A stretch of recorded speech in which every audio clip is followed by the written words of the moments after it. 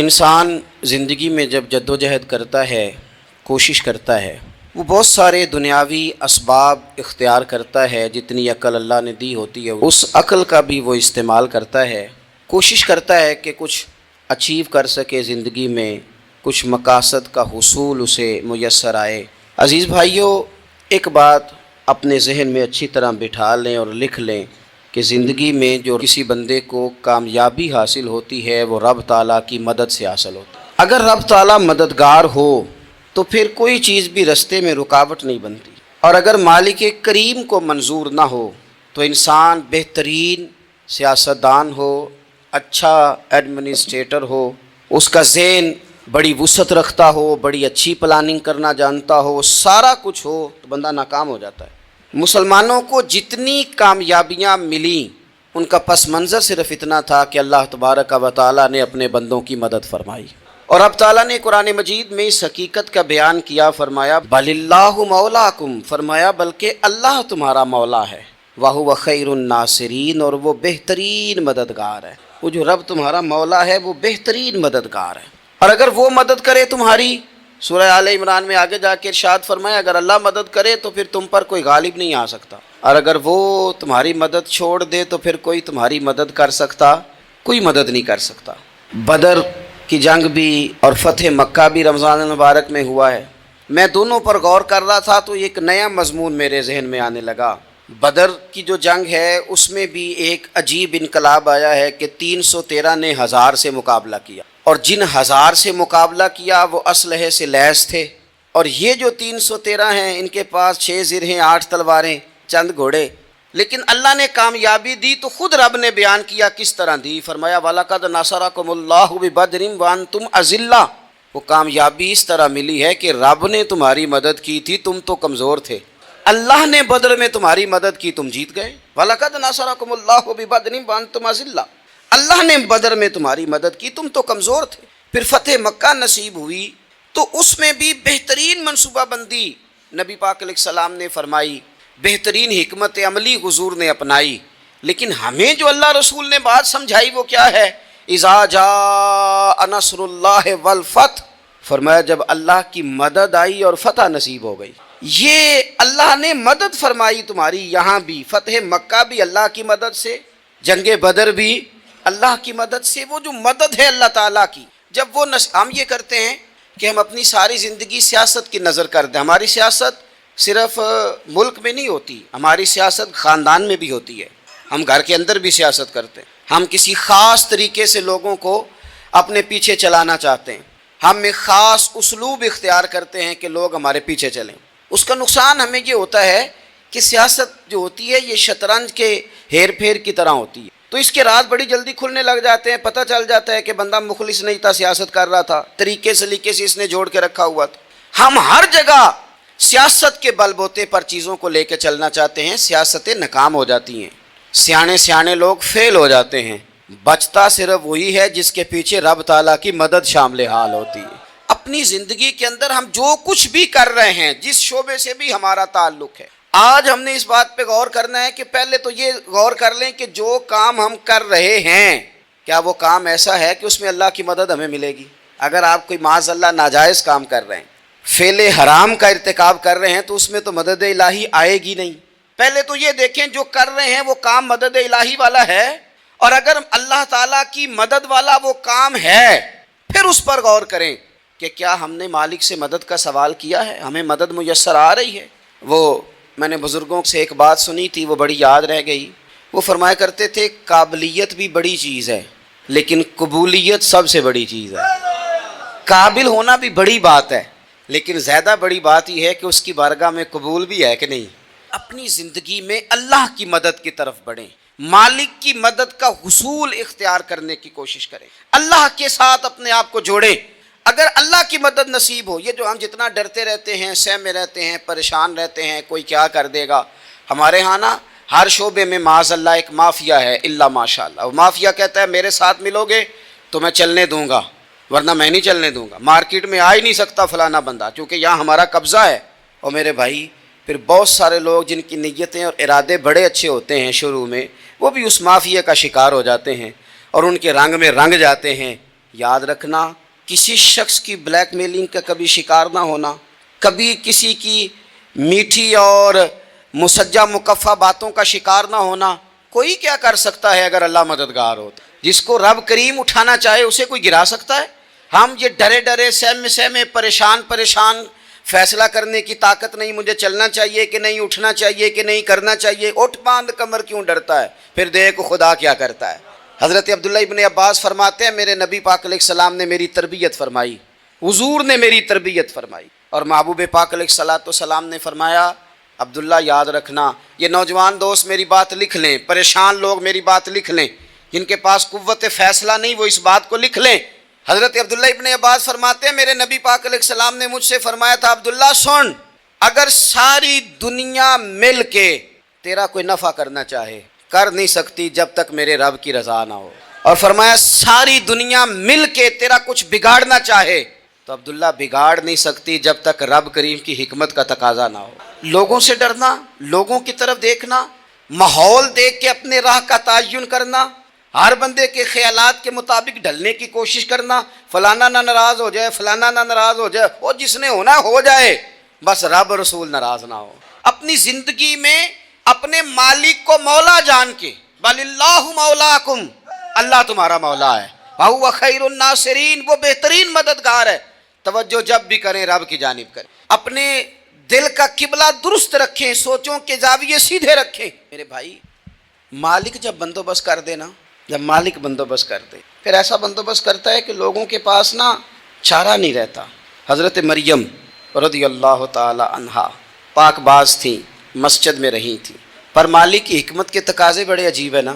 پھر جناب مریم کو اللہ تعالیٰ نے بغیر شوہر کے اولاد عطا کر دی۔ یہ بات ہی ایسی تھی، وہ کسی نے کہا تھا کہ مخلوق تو فنکار ہے اس درجہ کے پل بھر میں سنگے در کعبہ سے بھی اصنام تراشے، تم کون ہو کیا چیز ہے داغے کبابی، لوگوں نے تو مریم پہ بھی الزام تراشے۔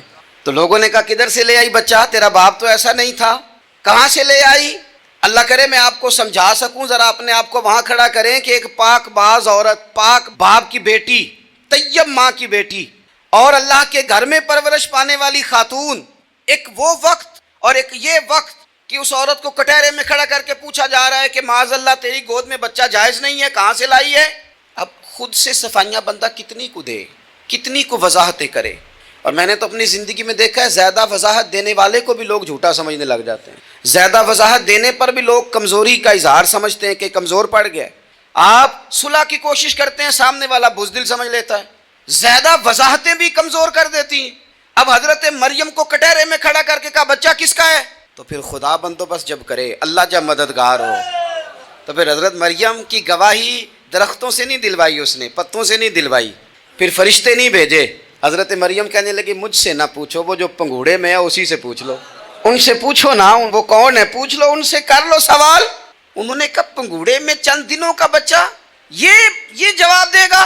مددگار تھا رب، ان کی برات کا اعلان کرنا تھا مالک نے، اور جب مالک اعلان کر دے، جب مالک تیری صفائی دینا چاہے، جب مالک تجھے دنیا کے سامنے نکھارنا چاہے، تو پنگوڑے میں لیٹے حضرت عیسیٰ بول کے کہنے لگے انی عبداللہ آتانی الکتاب، فرمایا میں اللہ کا بندہ ہوں، رب نے مجھے کتاب عطا کر کے نبی بنا کے دنیا میں بھیجا ہے۔ اور وہ حاوی یہ ہوتا ہے کہ ہم نہ کسی کی پیروی کر رہے ہوتے ہیں، اور کچھ لوگ تو شعوری طور پہ کر رہے ہوتے ہیں، کچھ لا شعوری طور پر بھی کر رہے ہوتے ہیں۔ ہم کسی نہ کسی شخص کے نقش قدم چل رہے ہوتے ہیں، بلکہ ہماری زبانوں پر ڈھیر سارے لفظ ایسے ہوتے ہیں جو ہمارے ذاتی نہیں ہوتے، وہ ہمارے کانوں میں کبھی ٹکرائے اور ٹھہر گئے، پھر وہ ہماری زبان پر جاری ہو گئے۔ ہم شعوری اور لا شعوری طور پر کسی کے، یہ جو لوگ بالکل باغیانہ گفتگو کرتے ہیں نا، اپنے ماحول سے سخت بغاوت کی، ان لوگوں نے بھی کسی ایسے شخص کی صحبت اٹھائی ہوتی ہے جس کا مزاج یہ نہیں ہوتا۔ یہ جو لوگ بہت زیادہ زندگی میں شکوے پیدا کر لیتے ہیں، اور شکوہ جو ہوتا ہے یہ بندے کو بے چین رکھتا ہے، شکر جو ہوتا ہے یہ بندے کو سکون میں رکھتا ہے۔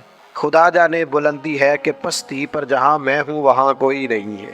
انسان جب مقام شکر پہ آتا ہے تو اطمینان قلبی اسے حاصل ہوتی ہے، اللہ کی نعمتوں کو یاد کرتا ہے، اس کی زندگی اور طرح کی ہو جاتی ہے۔ ہم کسی نہ کسی شخص کی پیروی کرتے ہیں، کسی نہ کسی کے پیچھے چلتے۔ دنیاوی طور پر اگر ہم کسی بندے کی پیروی کریں گے، عام لوگوں کو اپنا آئیڈیل بنائیں گے، تو ظاہر ہے کہ انبیاء علیہ السلام کے علاوہ فرشتوں کے علاوہ معصوم کوئی نہیں ہوتا، کہیں نہ کہیں کمزوری رہ جاتی ہے۔ تو بعض اوقات بہت لوگ تیزی کے ساتھ آگے بڑھتے ہیں، مایوس ہو کے لوٹتے ہیں۔ صحابہ کرام نے نبی پاک کی قربت کے رشتے کو اس طرح نبھایا کہ انہوں نے ہر حال میں پیروی کی تو مدینے والے رسول کی تھی، اور اس انداز میں پیروی کی کہ ڈھیر ساری چیزیں ایسی ہیں جس کی حکمتیں بھی نہیں پوچھی، بس حضور نے کہہ دیا تو انہوں نے کر دیا۔ اور وہ پیروی بھی کی تو والہانہ انداز میں پیروی کی، شوق ذوق سے پیروی کی۔ ہمارے ہاں نا لوگ عمل کرنے کے معاملے میں، دین پر عمل کرنے کے معاملے میں رخصتیں تلاش کرتے، گنجائشیں ڈھونڈتے، حیل و حجت سے کام لیتے ہیں، بہانے کرتے، تاریخیں دیتے ہیں، بس میں عمرہ کر رہا ہوں اس کے بعد میں نیک ہی ہوں، کے بعد 2 بچے رہ گئے، شادی کر لوں، پھر اس کے بعد انشاءاللہ میں مسجد میں ہوں۔ تو دین تو آپ کو یہ کہتا ہی نہیں آپ سارا دن مسجد میں بیٹھے، دین تو کہتا ہے 5 وقتہ جماعت کے ٹائم ضرور آ جایا کریں۔ ہم بہانے کرتے ہیں، اور بہت سارے لوگ ایسے ہیں۔ میلاد منانے کا سب سے بہترین وقت پتہ کیا ہوتا ہے؟ جب آپ کے بچی اور بچے کی شادی ہوتی ہے، گھر میں خوشی کا ٹائم ہوتا ہے نا، اس وقت رب رسولوں کے جو دشمن ہیں ان کی ثقافت گھر میں آ گئی، تو پھر آپ نے سمجھا نہیں دین کے مزاج کو۔ میں تو دیندار مانتا ہی اس بندے کو ہوں کہ جب اس کے گھر میں شادی ہو تو پھر پتہ چلتا ہے کتنا دیندار ہے۔ مسجد میں تو سارے دیندار ہوتے ہیں، کل جنازے 10ویں چہلم پہ سارے دیندار ہوتے ہیں، یہ تو پتہ ہی تب چلے گا بھائی جب تیرے بچے کی شادی ہوگی۔ اب تو شریعت کے تقاضے کتنے پورے کرتا ہے، تیری خوشیوں میں اللہ رسول کا ذکر کتنا ہے، اب تیری توانائی کا پتہ چلے گا کہ تو نے برادری سے، قبیلے سے، رسموں سے بغاوت کر کے نبی پاک کی پیروی کی ہے، یا تو حضور کی شریعت ایک طرف تھی اور رسم و رواج ایک طرف تھے اور تو رسم و رواج کا قائل ہو گیا۔ صحابہ کی زندگی کا معیار ہی یہ تھا کہ قبیلے کچھ کہتے تھے، علاقے کچھ کہتے تھے، ماں باپ کچھ کہتے تھے، باقی سارے کچھ کہتے تھے، لیکن وہ کہتے تھے ہم نے تمہارے رنگ ڈنگ نہیں دیکھنے، ہم نے تو مدینے والے کی محبت کے رنگ دیکھنے ہیں۔ بغاوت کی ان لوگوں نے، بغاوت۔ لوگ کہتے ہیں جی سارے یہ کر رہے ہیں، نیکیاں جمہوری ہوتی ہیں، ملک جمہوری ہے، نیکیاں نہیں جمہوری ہوتی کہ سارے کریں گے تو پھر میں کروں گا۔ نیکی نیکی ہوتی ہے۔ جناب صدیق اکبر کو پتہ چل گیا نا حضور کی غلامی کرنی ہے، پھر انہوں نے باقی شہر کا انتظار نہیں کیا کہ وہ بھی کلمہ پڑھے گا تو پھر میں پڑھوں گا، انہوں نے کہا بس ختم ہو گئی بات، ہمیں سمجھ آ گئی ہے، اب ہمیں کسی اور کی ضرورت نہیں، ہم دروازہ رسول کی غلامی کرتے رہیں گے۔ میرے عزیز، والہانہ انداز میں حضور کی غلامی، جہاں نبی پاک کا فرمان آ گیا کسی اور چیز کی ضرورت نہیں، جہاں حضور کے دین کی بات آ گئی فقط دین اسلام پر عمل ہوگا۔ جب تک یہ مزاج نہیں بنتا، ہم یہ ابھی کچھ عرصہ پہلے کی بات ہے، لمبی نہیں، فیملی میں، برادری میں شادی تھی قبیلے میں ہمارے عزیزوں میں، تو میرے دادا جان سے مشورہ لیا انہوں نے کہ میرج ہال میں شادی کرنی ہے، تو دادا جان ناراض ہو گئے، کہنے لگے کڑیاں کرو ٹوری دیا نے، میرج ہال نہیں جانا۔ یہ بھی 15 18 20 سال پرانی بات، لیکن اس کے بعد میرج ہال کا رواج آیا تو دیہاتوں میں بھی بن گئے میرج ہال، کوئی حرج والی بات بھی نہیں، کوئی ایسی سخت بات نہیں، لیکن ایک آپ کو بات سمجھا رہا ہوں کہ ہر آنے والا رواج ہم پر حاوی ہو جاتا ہے کہ نہیں ہو جاتا۔ اور مجھے ایک دفعہ ایک دوست ہے میرے، میں نے ان سے کہا قرآن جی سیکھ لے، کہنے لگے زبان موٹی ہو گئی ہے، میں کہ موبائل تے سارا دن چلانا ہے تو نہیں، تو آخیا عمر بڑی ہو گئی سیکھیا نہیں جاتا، واٹس ایپ تے تینوں کرنا آ گیا ہے، اس کے لیے تو نے کوئی مسئلہ بہانہ نہیں کیا کہ اس عمر میں سیکھوں۔ یہ دفتروں میں کل آیا، ابھی دفاتر کے اندر ابھی تھوڑا عرصہ پہلے کمپیوٹر آیا، ورنہ رجسٹر ہوتے تھے اسی پر ہی کام ہوتا تھا۔ مجھے بتاؤ کمپیوٹر آیا تو کیا جن ملازمین کو 25 سال ہو گئے تھے ڈیوٹی کرتے انہوں نے ریزائن کر دیے کہ ہم سے نہیں سیکھا جاتا چھٹی کیے؟ لوگوں نے کورسز کیے، سیکھا ہے۔ عمر کا کیا معنی؟ بہانے کرتے ہو؟ حضور کی محبت کی کوئی عمر ہوتی ہے؟ اس عمر میں بچے آئے تو وہ بھی غلامی کر رہے ہیں، بوڑھے آئے ہیں تو وہ بھی غلامی کر رہے ہیں۔ تو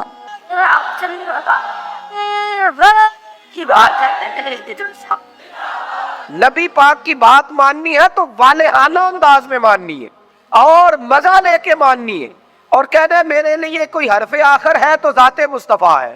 حضور جمعے کا خطبہ دے رہے تھے، ایک شخص کھڑے ہو گئے تو نبی کریم نے نا جمعہ پڑھاتے پڑھاتے فرمایا بیٹھ جاؤ۔ ایک بندے سے کہا تھا، نام نہیں لیا، اور حضور کا طریقہ تھا کبھی بھی سمجھاتے نا تو بائی نیم بات نہیں کرتے، مطلق لوگوں کو کیا ہو گیا، بیٹھ جاؤ۔ اس ایک بندے سے کہا تھا بیٹھ جاؤ، ایک ذرا اس کونے میں تھے، مسجد کی گلی میں تھے، ان کے کانوں میں آواز گئی بیٹھ جاؤ، وہ وہیں بیٹھ گئے۔ ایک بنو غنم میں قبیلے میں تھے، ان کے کان میں آواز گئی بیٹھ جاؤ، انہوں نے ساتھ والے سے پوچھا نہیں کہ آپ کو تو نہیں کہا، کس کو کہا جا رہا ہے؟ کانوں میں آواز گئی بیٹھ جاؤ، تو جہاں کوئی تھا وہ وہی بیٹھ گیا۔ نماز کے بعد محبوب نے پوچھا آپ کہاں تھے، آپ کہاں تھے؟ آپ حضور آواز آئی تھی بیٹھ گیا، بیٹھ گیا، بیٹھ گیا۔ جس کے کانوں میں آواز آئی وہ بیٹھ گیا، تو کریم فرمانے لگے نہ آپ سے کہا نہ آپ سے کہا نہ میں نے تو ان سے کہا تھا. عرض کی حضور آپ نے نام تو نہیں نہ لیا. ہم نے نہ کبھی قطرے پہ غور کیا اور نہ دریا دیکھا, بس جہاں تیری جھلک دیکھی وہیں ڈوب گئے. اور سانو قید سجن دا گہنا ہے, او جنج رکھے او رہنا ہے. میں کہا بیٹھ جاؤ, لہذا بیٹھ گئے. بہانے بازی کرتے ہیں. ایک نوجوان سے میں نے کہا داڑھی رکھ لو, وہ کہنے لگا آپ دعا کریں. میں نے کہا روٹی بھی میری دعا سے ہی کھانا شامل ہے. دعا اس کے لیے آپ دعا کرا رہے ہیں؟ بھئی تو حضور سے پیار کرتا ہے اور یہ میرے نبی پاک کی میرا دل کرتا ہے. آپ اتنے سارے آئے ہیں. کہا یکم ربیع الاول کے بعد جوان داڑھی نہ مڑائے اور کوئی پوچھے کہ داڑھی رکھ لی ہے, کوئی یہ میلاد پہ رکھی ہے. یہ میں نے میلاد منایا ہے اپنے نبی پاک کا. میرا دل کرتا ہے خاتون پردہ شروع کر لے اور یکم ربیع الاول سے برقع اوڑھ لے, بلا ضرورت بلا مجبوری گھر سے نکلنا چھوڑ دے. اور جب کوئی اس سے کہے کہ آپ نے تو ماشاءاللہ پردہ شروع کیا, تو کہے وہ حضور کا میلاد آیا نا. اللہ کرے اس سال لوگ کہے کہ میں نے میلاد پہ کہا تھا, آج کے بعد سچ بولنا ہے اس لیے کہ سچے نبی کا میلاد آیا ہے. اللہ کرے ذہن بن جائے آج کے بعد دیانت دار رہنا ہے اس لیے کہ میرے نبی کا سب سے پہلے لوگوں کو تعارف ہی یہ ہوا تھا کہ سچ بولتے ہیں, دیانت داری کرتا ہے. اللہ کرے یہ سوچ بن جائے, ہم بہانے چھوڑ دیں. اور اگر آپ یہ کہ سوسائٹی کر رہی ہے تو ہم سوسائٹی کے غلام نہیں, ہم رسول پاک کے غلام. اگر آپ کہیں معاشرہ کر رہے ہیں تو ہمیں معاشرے سے کیا لینا دینا. ہمارا تو سارا تعلق ذات رسول کے ساتھ ہے. اپنی زندگی کو پوری طرح سمیٹے اور دروازہ رسول پہ لے آئے. پتہ ہے آپ کو حضور نے فرمایا جب امتی نماز پڑھتا ہے تو میری آنکھیں ٹھنڈی ہوتی. تجھے مزہ نہیں آتا سجدے میں, تو سجدہ کرتا ہے تو حضور کی آنکھیں ٹھنڈی ہوتی. اور میں نے آپ سے اپیل کرنی ہے کہ آپ جب نماز کے لیے کھڑے ہوں تو موبائل سائلنٹ نہیں کرنا ہے, اس کو بند کرنا ہے, کیونکہ سائلنٹ بھی توجہ اپنی طرف کراتا ہے اور ہم نے توجہ ادھر ادھر کرنی نہیں, رب کی بارگاہ میں آ گئے. یہ پورا میلاد کا مہینہ کوئی کہہ ہی دے گا نا آپ کو کہ بڑی تسبیح پڑھ لیجیے, لیکن یہ پورا مہینہ نا موبائل جیب میں تسبیح ہاتھ میں انشاءاللہ تو کہہ دے, اور سارا دن درود پڑھنا ہے رسول پاک. درود پتہ فائدہ کیا کرتا ہے؟ زبان کو میٹھا کر دیتا ہے, دل کو نرم کر دیتا ہے, روح کو تازہ کر دیتا ہے. اور ایک دفعہ پڑھو تو 10 رحمتیں آتی, 10 رحمتیں, اور پڑھتے رہو تو دائیں بائیں رحمت ہی رحمت رہتی ہے. ہر وقت ہی رحمت, ہر وقت ہی رحمت, ہر وقت ہی کمال. اپنا دل پورا لگا لو درود پاک کے ساتھ. اور ہر سال کہتا ہوں, اس سال بھی کہتا ہوں, میلاد پہ بھی نا پیروں کے درویشوں کے یہ سارے تو کہتے ہیں میلاد میں, سارے کہتے ہیں جی میلاد شریف کا لنگر ہے جی شفا والا, کہتے ہیں نا سارے. پھر کوئی عرض نہیں انشاءاللہ تعالیٰ, جو ساری قوم کھائے گی نعت خامی وہی کھائے گا انشاءاللہ. شفا والا جو ہوا, پیر صاحب خطیب صاحب درویش صاحب سارے کھائیں گے وہی شفا والا لنگر. اور میلاد والے دن بھی غریبوں کو تم لنگر صحیح کر کے نہیں دیتے.